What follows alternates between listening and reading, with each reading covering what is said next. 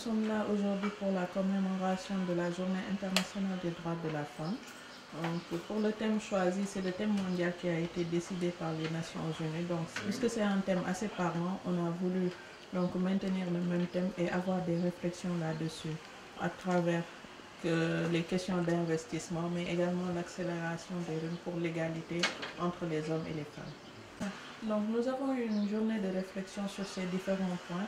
Donc nous avons montré combien il est important d'investir en faveur des femmes en matière d'éducation, en matière de santé de la reproduction, en matière de formation, mais surtout en matière de financement pour l'autonomisation économique des femmes, en sachant que la femme est le pilier de la famille et par ricochet ou par extension de la communauté. Donc investir en faveur des femmes pour leur développement et leur autonomisation, c'est investir en faveur de la famille et investir dans la société de manière générale.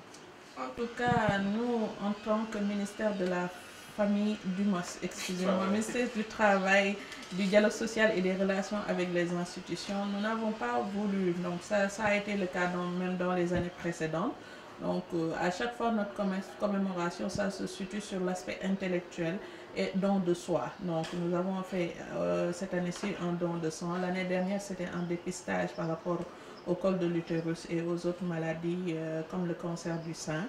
Donc nous avons continué également à investir de manière intellectuelle et à apporter une réflexion par rapport aux thèmes qui nous sont proposés et pouvoir faire des propositions et des résolutions pertinentes à l'endroit des autorités pour que des mesures soient prises pour corriger éventuellement ces discriminations ou autres dysfonctionnements qui pourraient entraver le développement économique des femmes. On sait tous que le Centre national de transfusion sanguine, à travers les messages qui sont un peu distillés sur les réseaux sociaux, de manière générale, il y a tout le temps peut-être une pénurie ou bien une tension au niveau de leurs réserves.